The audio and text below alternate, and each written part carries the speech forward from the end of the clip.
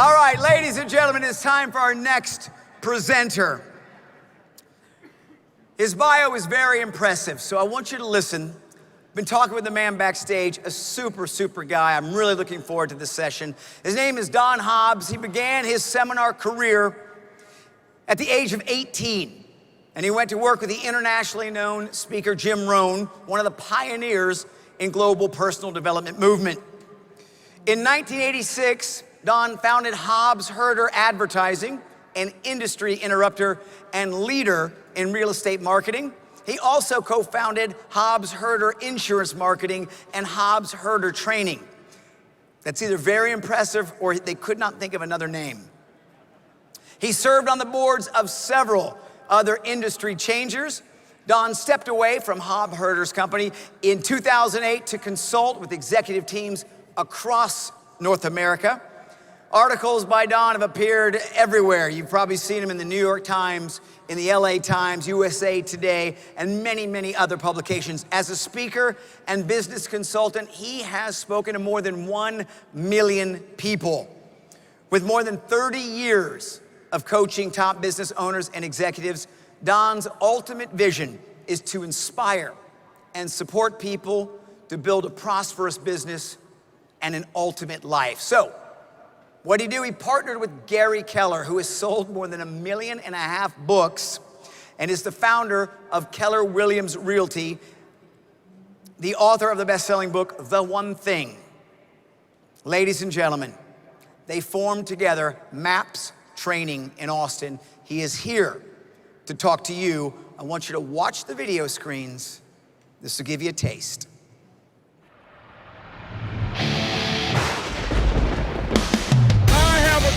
This was their finest hour.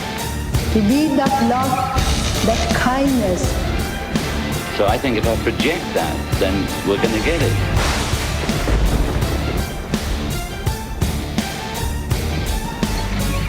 I regard myself as a soldier, though a soldier of peace.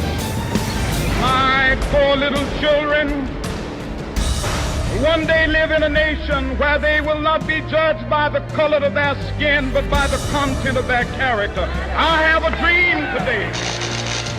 The energy, the faith, the devotion which we bring to this endeavor will light our country and all who serve it.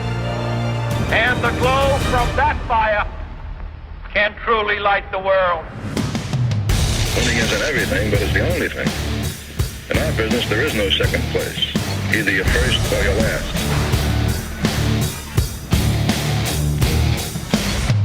Sometimes it falls upon a generation to be great. The only thing we have to fear is fear itself. Delivering the One Thing seminar and many other business systems and models to audiences all over the globe, we have brought Don here today to talk about our one thing. Ladies and gentlemen, please help me welcome Don Hobbs.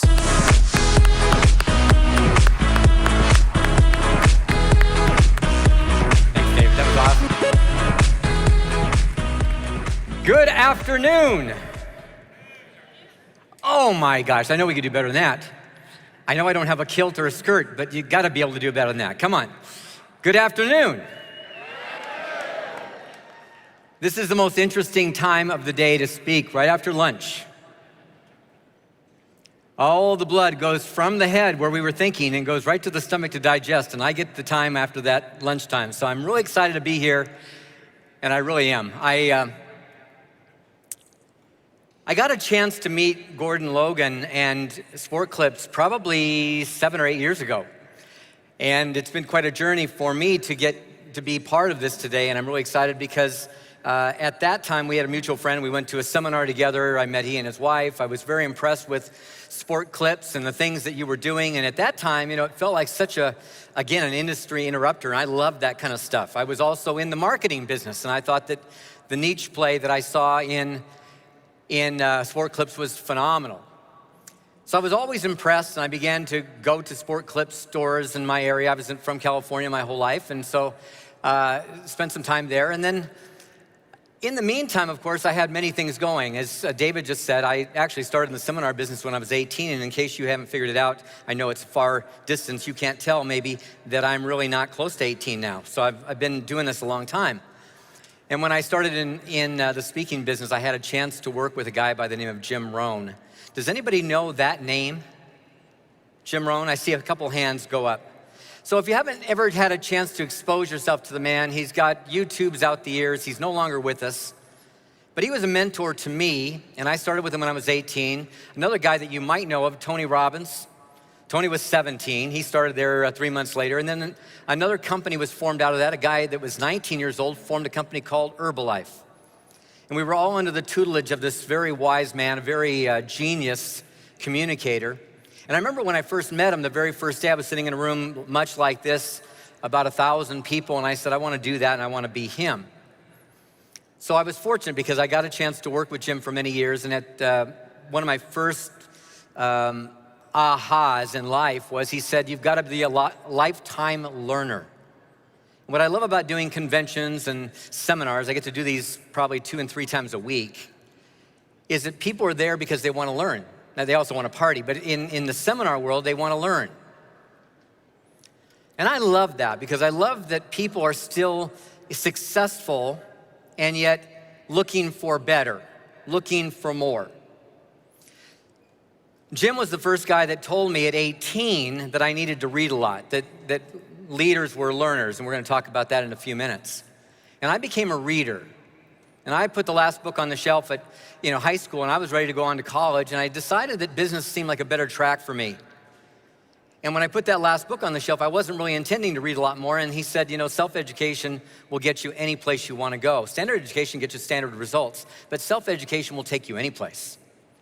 And so I really got devoted, and I took a speed reading course, and that first year that I met him, I read over 250 books. Can you imagine?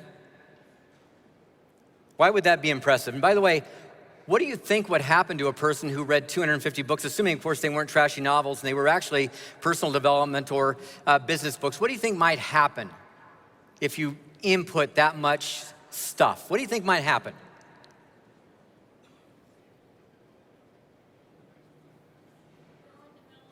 You might grow and develop, yeah. And I did that for a few years, and then at the age of 23, I took over. I was fortunate enough to become the president of his international organization. And when people thought that I was young at 23, I say the difference is that I compress time and learn from other people's experiences. And part of why you come here is to learn from people that are doing things so that you can compress time. Now, in that time frame, I ended up leaving Jim's company. I started a company, as David said, which was called Hobbs. It doesn't matter, you're not gonna be familiar with it, but we were a big name in the real estate space, and we got very well known in that arena. And I had a chance to come across a guy by the name of Gary Keller. Now, Gary Keller is the founder of Keller Williams Real Estate, the largest real estate company in the world. They're based here in Austin, Texas, not far from here. And I had a chance to speak for the very first convention of that company. There were far less people than this there in their convention. They had 250 fairly motley looking people, to be honest with you. 350 people in the entire company, and Gary Keller hired me to come and do what I did, which was a unique thing that we had kind of niched out into the world. And I remember him telling me 2 things, and if you're taking notes, and I would urge you to take notes, because I'm gonna start dumping a lot of stuff on you really quickly. We're gonna talk fast today because we've got a lot of ground to cover. I do this, generally speaking, like next week I'll be doing this in a 4-hour version, and today we've got about 90 minutes. So I wanna take you through and give you some things, but that day I met him, he told me 2 things that were very, very important. One which absolutely bent my mind because I was in the real estate space and I knew the heads of all the major real estate companies. Century 21 was right down the street from my offices, and RE/MAX was in Denver, and they had big numbers and companies that you would have heard of before. And Gary said that day, first of all, we're a training company that happens to be in the real estate space. A training company that happens to be in the real estate space, which I thought was fascinating. I remember thinking to myself, that was very unique because in the real estate world, they were real estate companies teaching people how to do a transaction. And Gary was understanding that literally he was teaching business people. He was training people. And he said, I know that I can't build a company, but I can build people, and the people will build a company. Note to self, build people. If you want to grow a company, build people. By the way, is anybody here on a Fitbit? You're gonna get a lot of steps today. I just hit 10,000. Just wanted you to know, just hit 10,000.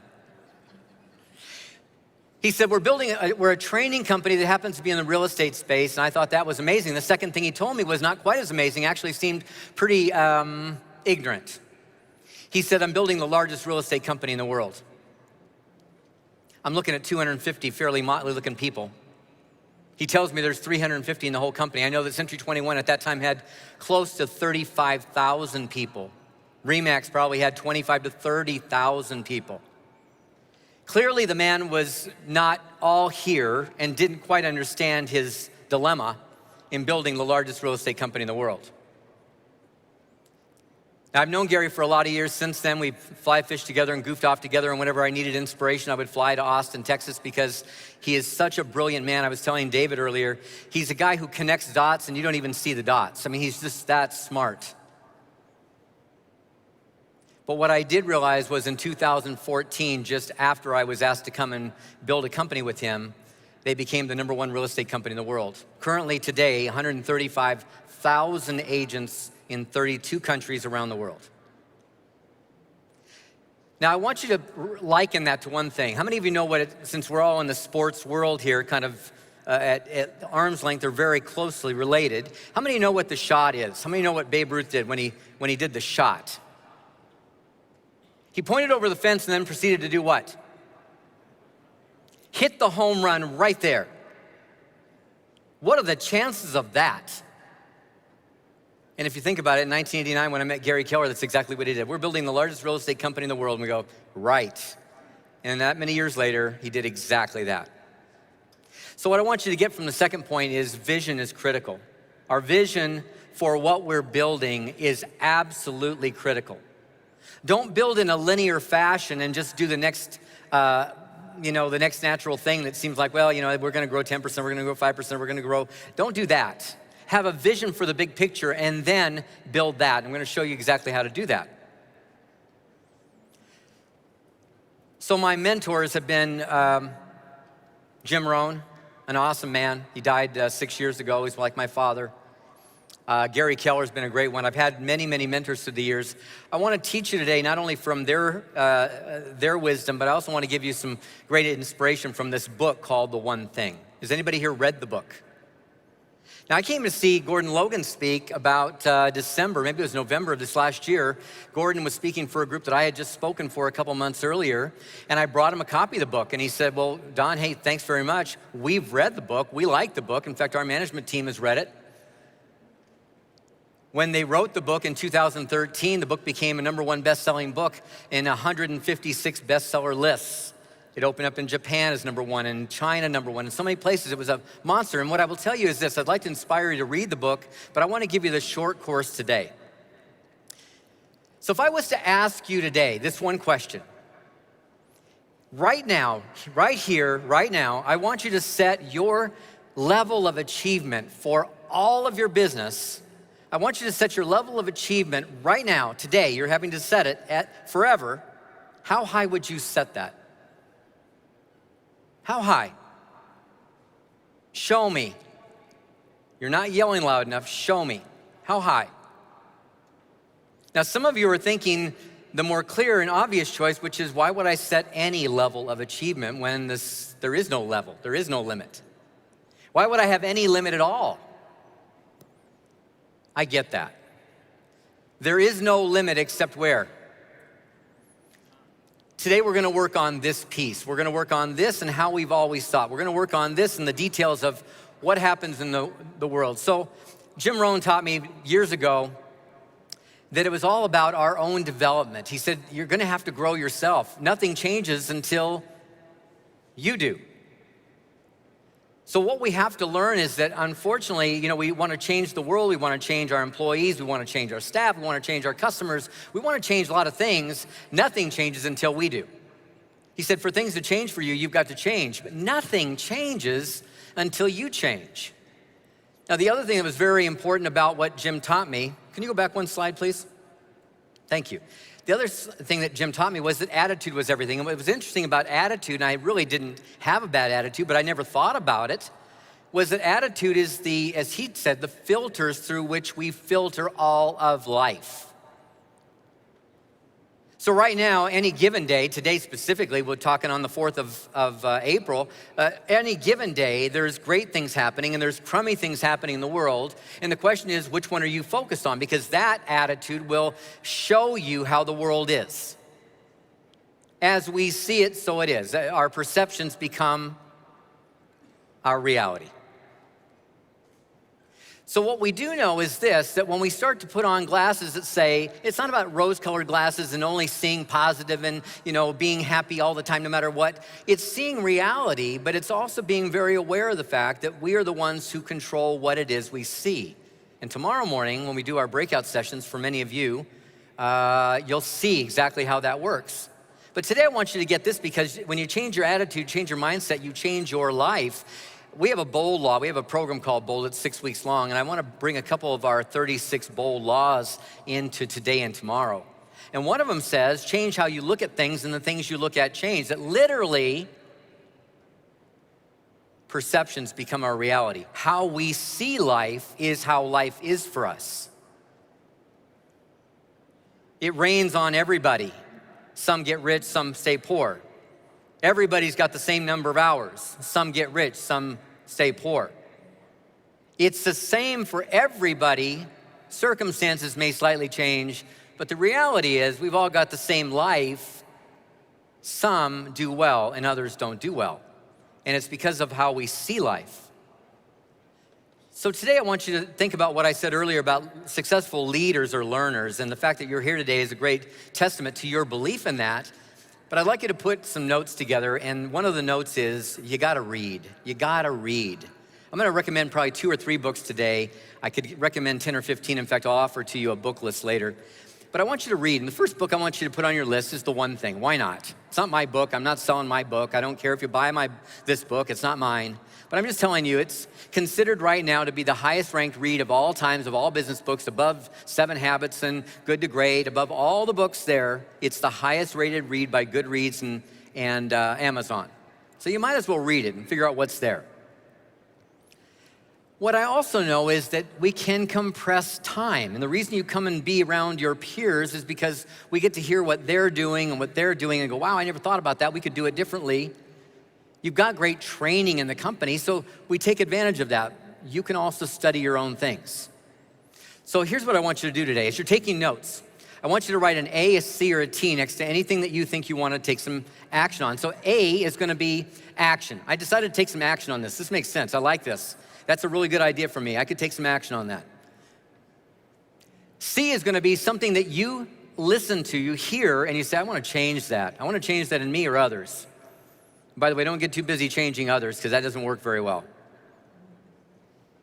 But what I do mean is, let's say we want to change our team, we want to change the way we do things, that we put a C next to it. So when you go back through your notes at the end of the whole conference and you're done with the huddle, you get back, all you got to do is go look for the A's, the C's, and T's is going to be what you're going to train on.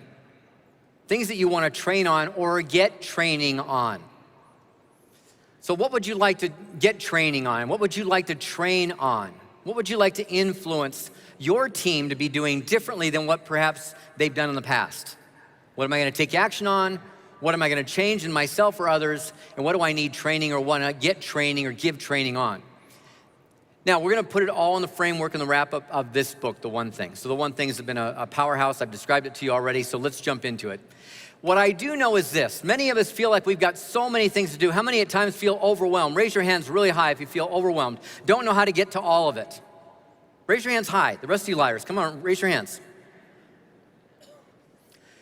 So here's what I want you to know. Here's the hope for you. You don't have too many things to do. You're just doing too many things. We don't have too many things to do. We're not making choices about where we're going to spend our time and what we will do. And when we put our list of things to do together, when we put that whole list together and say, here's my to-do list, it's got so many things on it that we shouldn't have on our list. They're either not to be done or certainly not for me to be doing. Now, the second part to that is also very powerful, because the one thing is really about focus. When people say, what's the book about? I say it's about focus. It's about focusing on that which really matters, that moves your ball forward faster than anything else. What's that one thing that if you do that, everything happens easier, faster, better? What I love is this book is really about doing more by doing less. Not doing more by doing more, because you just raised your hand and said, I'm overwhelmed, I can't do any more. The solution is not to do more, the solution is to do less, that which really counts. So today, what I want you to realize is there's 1,440 minutes in every single day. And the question really is about the choices you make. The things that you're gonna do, how will you choose? It's your choice. Now let me ask you a question. How many of you have ever prepared a perfect day? Like you probably do some of your planning maybe the night before, the day before. You plan your perfect day. How many of you have ever had a perfect day planned? And then you get to the office, you get to the store. I'm not sure where you go, if you've got your other occupation or you're coming to one of your stores. And by the time it's 9:30, your schedule's been blown up. Some fire broke out and everything went wrong. How many of you have ever had that happen? They did it to you. No, they didn't do it to you. You did it to yourself. You allowed it. We made choices, and then we changed our choices based on fires. I want to ask you a question. Well, I'll ask you in a few minutes because I want to get to a subject before we get there. Success is a very important thing. Now, so the boys that wrote the book, Gary Keller and Jay Papasan, they wrote this book, and one of the key topics was success. It's the reason that PepsiCo and Genentech and McDonald's and Sport Clips have picked up on the book and gone, wait, wow, this is a great book. Because success is a big topic, and they define success. Now, how would you define success? Somebody tell me, yell it out as loud as you can. How would you define success? Happiness, absolutely, I agree with you. You're absolutely right. What else? Being the best, I like that. I've never heard that. That's a great one. I love that. Yes. Somebody over here said something. Security? Is that what you said? Security. That's true. Success is security. Yes, sir. Well, it sounds like somebody's read Earl Nightingale. The progressive realization of a worthy goal. Absolutely. One of my mentors also. Earl Nightingale, I had a chance to meet him before he died. So absolutely. Now I want to give you the definition that they used in the book because the definition is so simple. And by the way, it covers everything you just said. Their definition is success is getting what you want. That's pretty powerful. Success is getting what you want. I will tell you this. I have achieved many things in my life, many things. I have even had things in my life that others consider to be successful, and I will tell you, I didn't want them. So what I want to tell you is success is getting what you want, not getting a bunch of stuff. Success is getting what you want. I was getting stuff many times based on what other people thought was cool, that I thought I would be cool if I had that. Somebody else's goals. More importantly, if you want to be successful by this definition, what do you inherently have to know? If success is based on getting what you want, what do you have to know? What you want. And how many of us don't have a clue what we really want? In fact, how many of you, I'm going to ask a question, and this, I'm looking around, it's hard to tell how many of you, except in this early stage here, how many of you remember the Sears catalog? This will date all of us. It was called the what? The Wish Book. Oh my gosh, some of these young people are going, what are you talking about? Well, before the internet, and certainly before Amazon, right? There was a catalog time when, in fact, a little company called Sears and Roebuck ruled the toy market. They were the toy company. And then Toys R Us came along and beat them at it, but Sears was the company. And so when the Wish Book came, what did you do? Yeah, circle stuff, right? I go through the toy section and go, I want that, I want that, I want that. Ooh, I need that, that's cool. Did we ever think about how much it cost? As we go, wow, it's gonna be a big burden on Santa. I don't know if I should be asking for so much stuff. Did we ever do that? See, limitation was something we learned later. Kids, they go, I want everything, I want it all. There is no limitation. They know what they want, they're very clear. They go through the book, they circle it all. Today they go online, they're buying it all. We lost that somewhere. I want you to regain it. Now, for many of you, of course, because of where you are, the kinds of training that you're involved in, because of the company that you bought into, the culture that you're part of, my guess is I'm a little bit preaching to the choir. And yet I want to stay on it because what I want you to know is whatever you think is big, it's not enough. There's way bigger. It doesn't mean you have to be bigger for the sake of being bigger. It means you have to be bigger because you can be, and there's so much to give and so much to do, and you're far bigger than you know. So I want you then to think about this success is getting what you want, and we're gonna talk about this domino effect, because the domino effect was really, to me, when I read the book, this was a big aha. I'd read many things like this book, but this section was different. How many have ever played with dominoes? And I don't mean played dominoes. How many have ever lined up dominoes and done what we call a domino run? How many have ever done that before? Yeah, so we do that, and what are the rules? Well, the rules are you have to, first of all, line them up. If you put them so that one falls and it doesn't hit the other, it doesn't help. If you put it too far away from the other and it falls short, it doesn't help.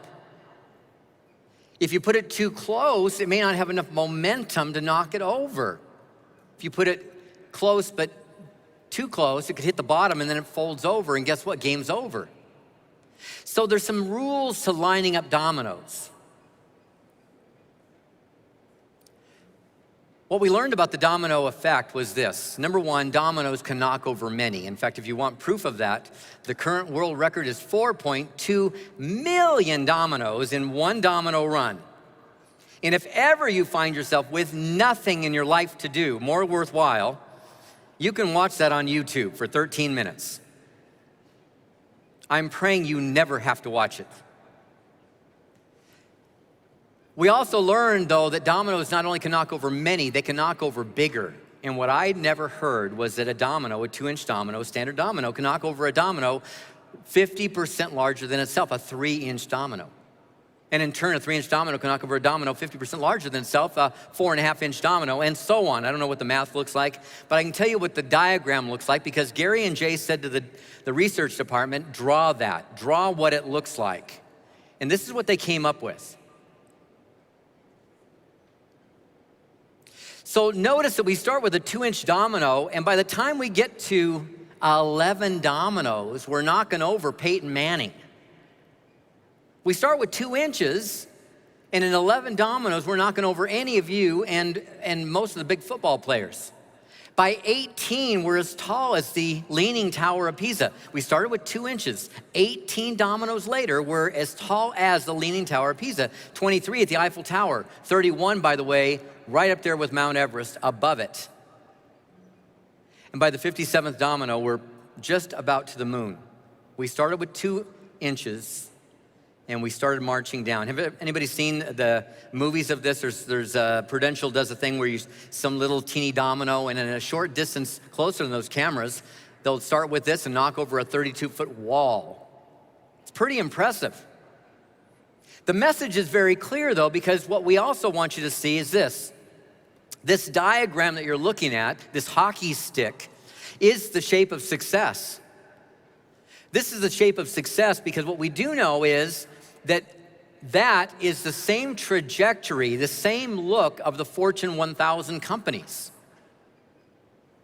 We hear about these companies, they're so magnificent. Oh my gosh, they're blowing it out. That's the same trajectory. Now, it doesn't take always the same length of time, but the average for the top 1,000 companies in the world is 8 years from there to there. 8 years. So there's a couple things I want you to be aware of. Number one, I was pretty good at knocking down dominoes, and when people would ask me, how's it going? I would say, you know, I feel like we're right on the verge of success, like we're doing great, but I feel like we're right on the verge of something much bigger. And what I never realized was I'd never lined up my dominoes, and so I was good at knocking over dominoes, and I would run and knock over another domino, and knock over another domino, knock over another domino. In time, I even got so good that I was faster. But I was still knocking them over one at a time, and I was never, ever gonna have the geometric progression because I never lined them up. I got a coach. I got a coach in 2000 or 1990 something or other, and got a coach, and he helped me, and it clicked, and instantly things went different because we finally hit that. We were in position, we just had never done the right things to make that happen. Now I want you also to notice this. If we were talking about music success, a musician that's hot on the scene. When do we see them on the scene typically? When do we hear about them and think, wow, what an instant overnight success. We never heard of them before, and look at how they're everywhere. When do we hear about them? Right? We see them at the end, right when they're going into that here, from your position, it's this, right? Right when they're going into that.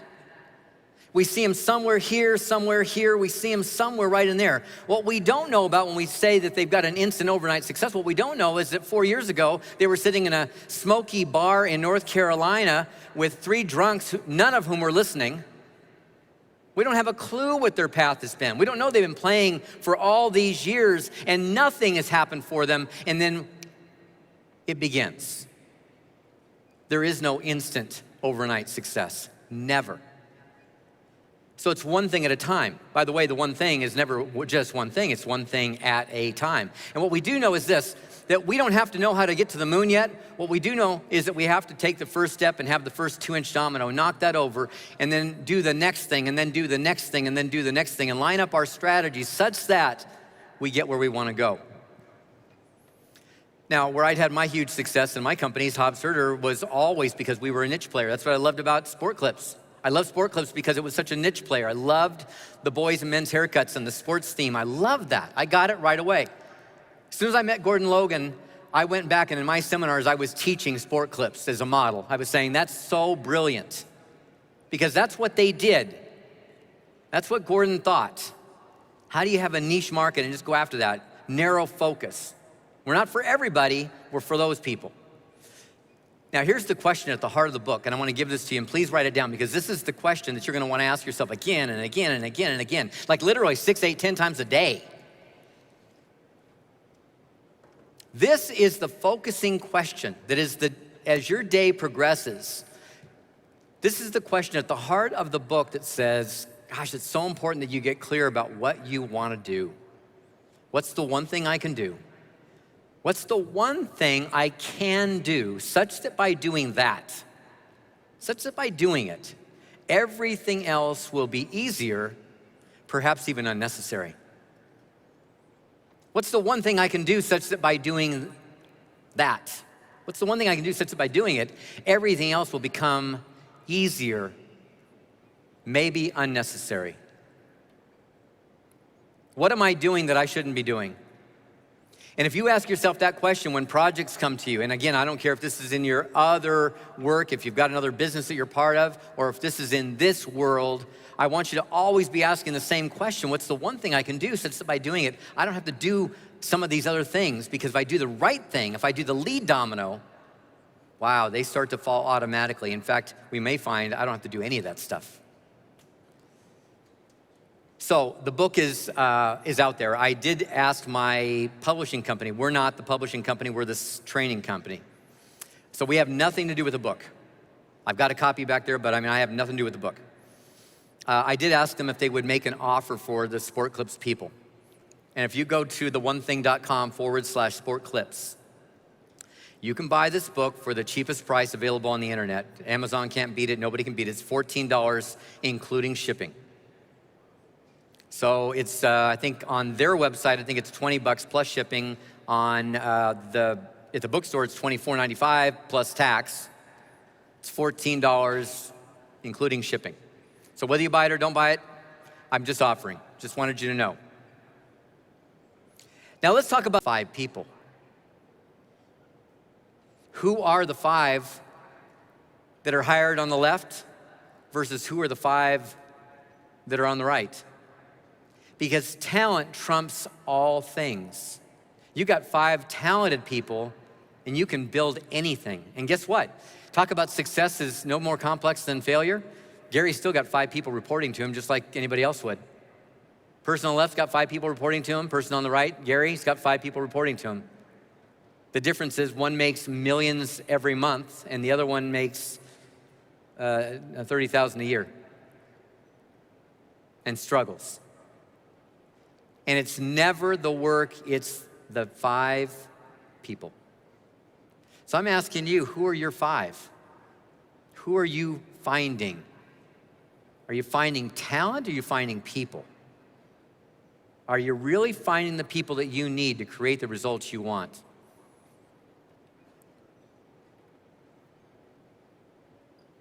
So the Bowl law says if you change the way you look at things, the things you look at change. And we know that our perspective will change. So I want you to draw one more diagram. We're going to start wrapping up here. Draw this diagram for me. You can take a picture of it for sure. If you buy the book, it's in the book. But I want you to draw it so that you can work with it. It's 7 circles, starts at the top with spiritual. There's 3 that come down the right, and there's 3 that come down the left. 7 circles in a circle. At the top, it says my spiritual life. And in the center, by the way, I want to read the question. The question is, what's the one thing I can do such that by doing it, everything else will be easier or unnecessary?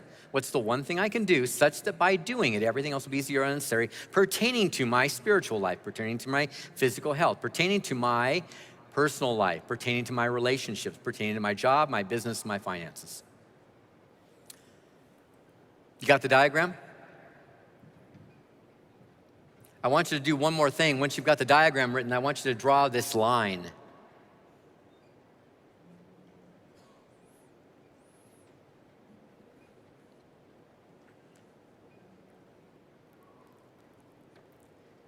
Now, when you draw that line, I want you to notice something. You've got 4 things on the right-hand side that are all about you and really related to your personal life. So your spiritual life. And by the way, when Gary was writing the book, Gary and Jay were writing the book, the editors said, hey, you've got a problem we did pick up on. You're writing a business book. You want this to be successful in business, and you're putting spirituality at the top. That's not going to fly. And Gary said, well, here's an interesting thought. Maybe you're not the right editor because that's the way it works. The lead domino is, in fact, that. So these are not done in just no particular order. These are done in a very specific order because the first thing is the first thing that leads then to the second thing, which leads to the third thing. So each one of these is more important than the other 6 or the other 5 or the other 4 or the other 3, right? They're in this order. I don't know what your spiritual beliefs are, and I'm not going to even get into it, but I am going to say whatever you believe, live that. I mean, just do that. And what's the one thing you can do to enhance that, to bring that out, to really make that happen? For me, it's prayer and meditation. My physical health is number 2, by the way. You find out that you can't have success if you don't have the health and the vitality to do it. You can't. You just won't have the energy to do it. So if you're letting yourself, I mean, can you run marathons? Can you do things that are really physically taxing? Can you put yourself through that? Because your energy is driving your results, I guarantee it. Whether you believe that or not, I guarantee it. Third is your personal life. What is that? I'm going to make the distinction quickly because 4th is your key relationship. So 3 is not about relationships. 3 is your relationship with yourself. In your relationship with yourself, they actually had 2 things that they wrote about, which were, for me, again, big ahas. Number 1 was your personal development. How much are you reading, growing? What are you doing to develop you? Personal development. That was one of the big ahas there. Second, your hobbies. What do you do that replenishes you? I used to do a lot of photography, and then I got this business. I used to golf a lot. I love golfing, but then I got this business, and I just don't do it anymore. What is it you used to do that you love doing, but you can't do anymore because of something that you use as your excuse for not doing it? That's what you need to go back to because that's where you replenish yourself. 4th is your key relationships. Now, I want you just to notice those first 4. You wake up in the morning, and if those 4 were very purposeful before you ever got to the office, so set your office time. It's 9 o'clock, it's 8 o'clock, it's 10 o'clock, whatever time your office time is, work backwards from there and say, when do I need to wake up to get those 4 things done in the morning? Because when is my prime time, my willpower the highest, and my focus and attention going to be the best? And the answer is in the morning. It's the way my day looks, and it happened today the same way every day. There are days it doesn't. Most days it does. Wake up, first thing, meditation and prayer. I haven't even gotten out of bed yet. I stretch in bed, then I get up and stretch out of bed, and then I go and work out typically after I've had a little protein. So I'm taking care of all these things. And on my personal life, I make sure that I'm listening to books on tape or something while I'm running or while I'm, this, right? Whatever I'm doing. And then I check in with my Kelly and how you doing and how's things going, and check in with her. And now I got a question for you. How's my day? It's only like 7:30 in the morning. How's my day so far? Yell it out. How's my day? It's awesome. My day was already spectacular. Thank you. And now I get to the office and I start with that energy. And then I get to my one thing and I do this. I got my job, my business, and my finances. Now I want you to notice, what's my job? My job is that thing that I do. My business is the overview of what I do. My job is the doing. The business is the working on. Now I want you to write a book down. If you've never read this book, all of you should be reading it. It's called The E-Myth. E like an entrepreneur, the E-Myth, Y-M-Y-T-H, the E-Myth. The E-Myth, by the way, says, you're either working in your business or you're working on your business. And when you're working in your business, you're doing the do stuff, the do. When you're working on your business, you're doing the strategy. So this says your do is next, but your business, you've got to make time for it. And then notice where finances is. Finances is number 7. Notice that some people would actually wake up, and I'll bet you've got team members who wake up thinking, I got to go make some money today. And what they don't realize is you can't affect money. Money is an effect. We live in a cause and effect world. What's the cause? And the cause is all these things. So when you do things in the right order, what happens as a natural outcropping is what? Money. Now, many of you already know this. You get it. I'm just saying. I just want you to fully understand. We're going to talk about extraordinary results, and I'm just going to, we're down to our last few minutes here, and I want to do a couple things. If you will take this and you will flip these lies upside down, and for the first time, you're going to say, no, I know that things don't matter equally, and I'm going to start doing the things that really do matter most. And because of that, there's no way I'm going to allow myself to multitask, because if I multitask, I'm clearly not going to get the results I want. And I'm gonna not work off discipline, although I've got lots of discipline, because many of you do. I'm sure that's what's made you successful in everything you've ventured into. But I'm not gonna rely on my discipline. I'm gonna let my discipline lead to habits and form habits of success and live through my habits. And then I'm gonna actually make sure that my energy stays high and that I feed myself, empower myself, energize myself all day long, such that I'm making wise decisions about my life and my business, and I'm gonna really keep my energy at a place where it's really optimum. And then I'm gonna live my counterbalanced life such that I check in with people that are important to me and I do the things that are necessary on a personal basis in one way. And I'm gonna live my business life in long stretches, long blocks, an hour here, 3 hours there, 4 hours here. Right here in Texas, there's a little company, a little organization called the Teachers Fund of Texas. And they manage all the teachers' pension plans for all of Texas. They make $5 million an hour. Every day between 9 and 11, they live one thing time. Nobody breaks that. The whole company is on one thing time. They're doing their one thing and they aren't interacting with the others. And when that one thing time is up, they break and do all the things that they gotta do and get to the other things. They've blown their results straight up. And finally, when you start to see that big is not bad, big is easy, big is the same as small, by the way, it's just our thinking. So we're gonna have some time together tomorrow morning. Assuming that you enjoyed this, you'll come and see me again tomorrow morning. We've got 2 breakouts, and I'm gonna talk tomorrow about influence. We'll tackle a few things that are probably part of this in getting extraordinary results. I wanna finish with a couple things, and I wonder if somebody back there could help me, because there's 3 blue slides at the very end. I'd like you to jump to the third to last blue slide. That's not it. The last 3 slides are all blue. The last one says thank you, so back up from there. Yeah, that's it right there. Thank you.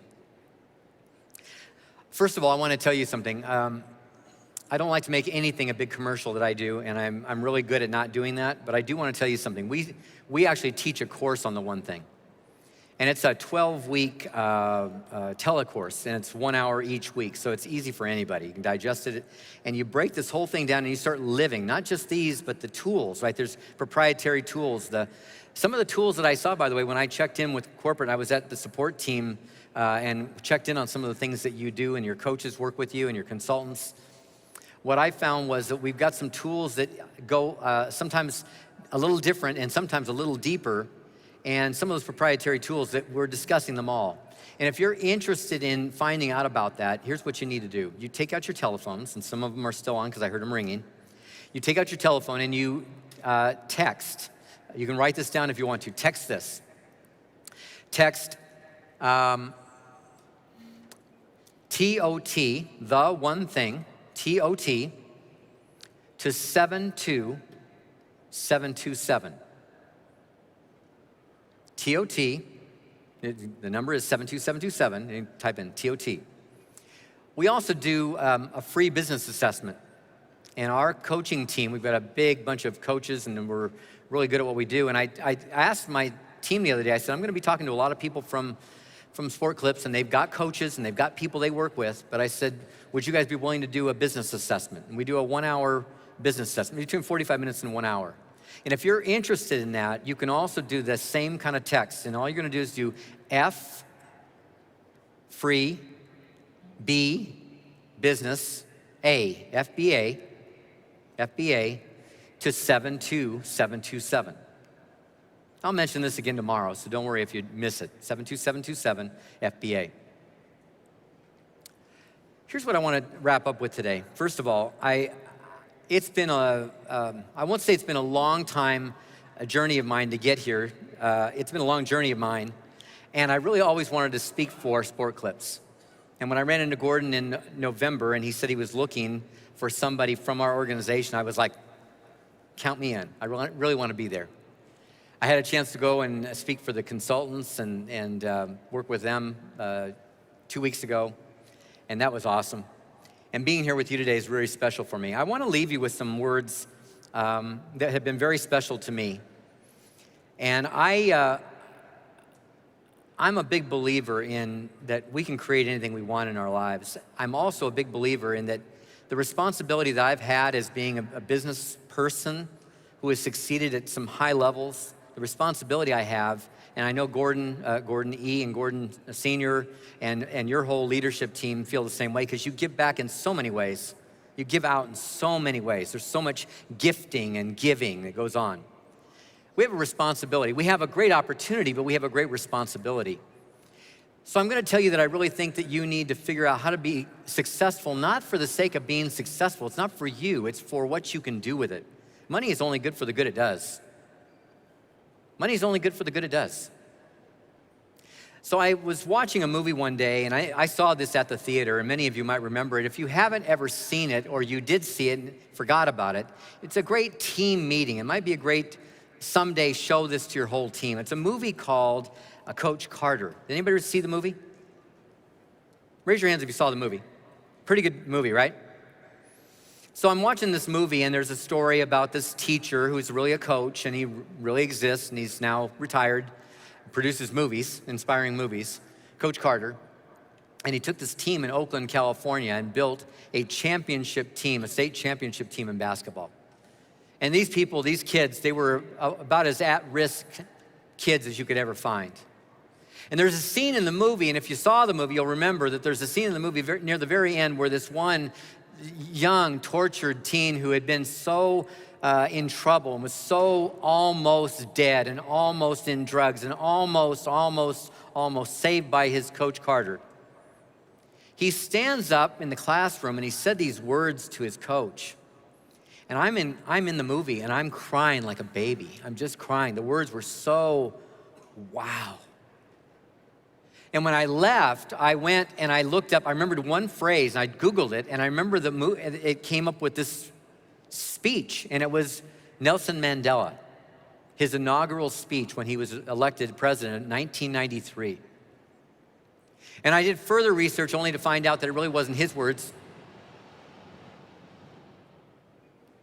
He'd copied it, taken the words from a woman named Marianne Williamson in a book, which I'll recommend as my final book to you, a book called A Return to Love. Tomorrow I'm going to talk a lot about retaining great talent, and part of the secret is love. But in this book, A Return to Love, Marianne Williamson wrote these words, and I want to say them for you today, and I want you to listen very carefully and hear yourself in them, because I didn't write them, but she said them so well I had to say them. Marianne Williamson said that day, she called it our deepest fear, and she said our deepest fear is not that we are inadequate. Our deepest fear is that we are powerful beyond measure. It's our light, not our darkness, that most frightens us. We ask ourselves, who am I to be brilliant, gorgeous, talented, and fabulous? Actually, who are you not to be? You're a child of God. You're playing small doesn't serve the world. There's nothing enlightened about shrinking so that other people won't feel insecure around you. We were born to make manifest the glory of God that's within us. It's not just in some of us, it's in every one of us. And as we let our own light shine, we unconsciously give others permission to do the same. As we are liberated from our fear, our presence automatically liberates others. What she said is, we are bigger than we know. There are no limits except here. And when we let everything we are rise as far as we can, we pull people up with us. When we hold ourselves down, when we allow ourselves to be in mediocre, when we allow ourselves to be less than we could be, we give permission to everybody to do that same thing. They look and go, well, I'm not doing too badly compared to them. I want them to be inspired. I want people to see what's possible. And I've lived my whole life working to get to that place. And today is part of that. And I thank you so much for allowing me to be part of this, and to the whole support team, and to everybody at Sport Clips, and all of you. I'll see you tomorrow morning. Thank you very much.